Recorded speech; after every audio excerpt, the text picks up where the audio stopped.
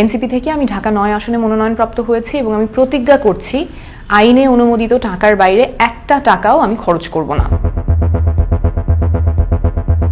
আগামী ত্রয়োদশ জাতীয় সংসদ নির্বাচনে ঢাকা ৮ আসন থেকে প্রার্থী হচ্ছেন এনসিপির জ্যেষ্ঠ যুগ্ম সদস্য সচিব ডক্টর তাসনিম জারা। নির্বাচনী খরচের জন্য আর্থিক সাহায্য চেয়ে ভিডিও বার্তা দিয়েছিলেন তিনি। এই বার্তা দেওয়ার পর মিলেছে অভূতপূর্ব সাড়া। ১৪ ঘন্টায় ২৩,৬৮,০০০ টাকা সহযোগিতা পেয়েছেন বলে জানিয়েছেন তিনি।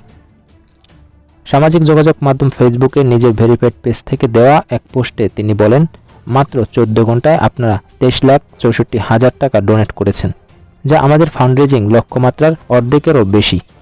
আপনাদের অকল্পনীয় সাড়া ও ভালোবাসায় আমরা অভিভূত। আমাদের টার্গেট ৪৬,৯৩,৫০৮ টাকা। এটা পূর্ণ হলেই আমরা ফান্ডরেজিং বন্ধ করে দিব। তিনি আরও বলেন, একটি জরুরি আপডেট, আমাদের বিকাশ অ্যাকাউন্টের লিমিট আজ রাত ২টার সময় শেষ হয়ে গেছে। যারা এখনও অনুদান পাঠাতে চাচ্ছেন কিন্তু বিকাশ সমস্যার কারণে পারছেন না, তারা দয়া করে আমাদের ব্যাংক অ্যাকাউন্টে ডোনেট করবেন। আমি শুরু থেকেই একটি প্রতিশ্রুতি দিয়েছি যে এই ফান্ডরেজিং হবে পূর্ণ স্বচ্ছতার সঙ্গে। উল্লেখ করে যারা বলেন, এটা নিশ্চিত করতে আমরা কি করছি। আমরা ক্যাশ ডোনেশন না নিয়ে বিকাশ ও ব্যাংকের মাধ্যমে ডোনেশন নিচ্ছি। তাই আমাদের প্রাপ্ত প্রতিটি টাকার একটি রেকর্ড থাকছে, যা আমার টিমের দ্বারা তৈরি না, বরং বাংলাদেশ ব্যাংক দ্বারা নিয়ন্ত্রিত। এই রেকর্ড ভবিষ্যতে যাচাইযোগ্য থাকবে। আমরা আপনাদের নিয়মিত জানাচ্ছি যে এখন পর্যন্ত মোট কত টাকা সংগ্রহ হয়েছে, কোন মাধ্যমে কত টাকা এসেছে। এই সকল ডকুমেন্ট নির্বাচন কমিশনের কাছে আমরা জমা দিব।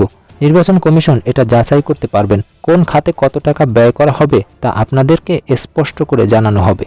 এর আগে ৭ ঘন্টা শেষে তহবিলের আপডেট দিয়ে যারা জানিয়েছিলেন মাত্র ৭ ঘন্টায় আপনারা ১২ লাখ টাকারও বেশি পাঠিয়েছেন। এতটা অভূতপূর্বভাবে আপনারা পাশে দাঁড়াবেন তা সত্যি আমাদের কল্পনার বাইরে ছিল। আপনাদের প্রতি আন্তরিক কৃতজ্ঞতা। এনসিপি থেকে আমি ঢাকা ৯ আসনে মনোনয়নপ্রাপ্ত হয়েছি এবং আমি প্রতিজ্ঞা করছি আইনে অনুমোদিত টাকার বাইরে একটা টাকাও আমি খরচ করব না। অনেকেই বলেন যে এত অল্প বাজেটে নির্বাচন করা সম্ভব না, আমি বেশি আইডিয়ালিস্টিক, এভাবে নির্বাচন হয় না। কিন্তু নতুন বাংলাদেশ করতে আমাদের এইটাই করতে হবে, এটা করা ছাড়া কোনো বিকল্প নাই। কারণ নির্বাচনের খরচ যখন ১০ কোটি ২০ কোটি টাকা পার হয়ে যায়, তখন নির্বাচিত হওয়ার পরে সেই টাকাটা তুলতে চাঁদাবাজি, টেন্ডারবাজি প্রায় বাধ্যতামূলক হয়ে যায় এবং এইভাবেই রাজনীতি সাধারণ মানুষের কাছ থেকে ছিনতাই হয়ে চলে যায় মুষ্টিমেয় কিছু সিন্ডিকেটের হাতে। আমরা একটা দৃষ্টান্ত স্থাপন করতে চাই যে সততার সাথে রাজনীতি করা যায়, নির্বাচন করা যায়। ঢাকা ৯ আসনে আমার মোট ভোটার সংখ্যা প্রায় ৪৭ লাখ।